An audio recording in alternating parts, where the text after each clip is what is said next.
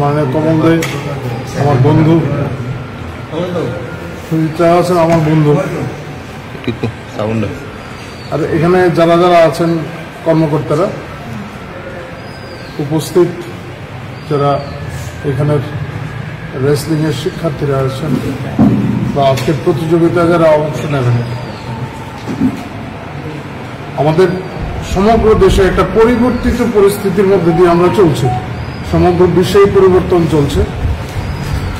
আগে একটা সময় ছিল ভালো ঘরের ছেলেমেয়েরা শুধু পড়াশোনাই করত, খেলাধুলার দিকে খুব একটা আসতে চাইতো না।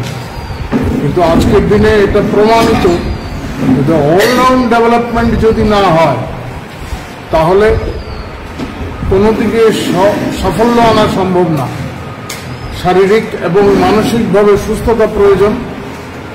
আর সেই ক্ষেত্রে আমাদের যে রেসলিং, এটা একটা সম্ভাবনাময় ক্ষেত্র। আমাদের রাজ্য এই ক্ষেত্রে পিছিয়ে ছিল দীর্ঘদিন ধরে, নানা ধরনের অব্যবস্থা ছিল। এখন সেই সমস্ত দিক থেকে আমরা নিজেদের উত্তরণের চেষ্টা করছি এবং অনেকাংশে আমরা সফল হয়েছি।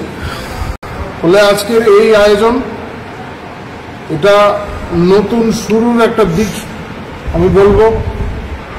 এখান থেকে আমরা আমাদের পথ চলা শুরু। আজকে এখানে আপনারা নিজেদের মধ্যে প্রতিযোগিতায় অংশ নেবেন, আবার প্রশিক্ষিত হবেন।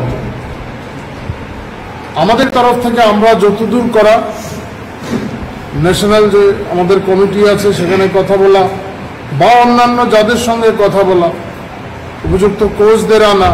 আমরা এখানে বসে এই সমস্ত বিষয় নিয়ে কথা বলছিলাম। আমরা এই সমস্ত বিষয়ে আমরা আমাদের প্রচেষ্টা থাকবে আমাদের তরফ থেকে। আর যারা শিক্ষার্থীরা আছেন তাদের কাছে আমাদের অনুরোধ থাকবে যাতে এই সমস্ত বিষয়ে খুব নিয়ম কানুন মেলে এই সমস্ত মানে খেলাধুলায় অংশগ্রহণ করা। আপনারা জানেন সমস্ত বিষয়।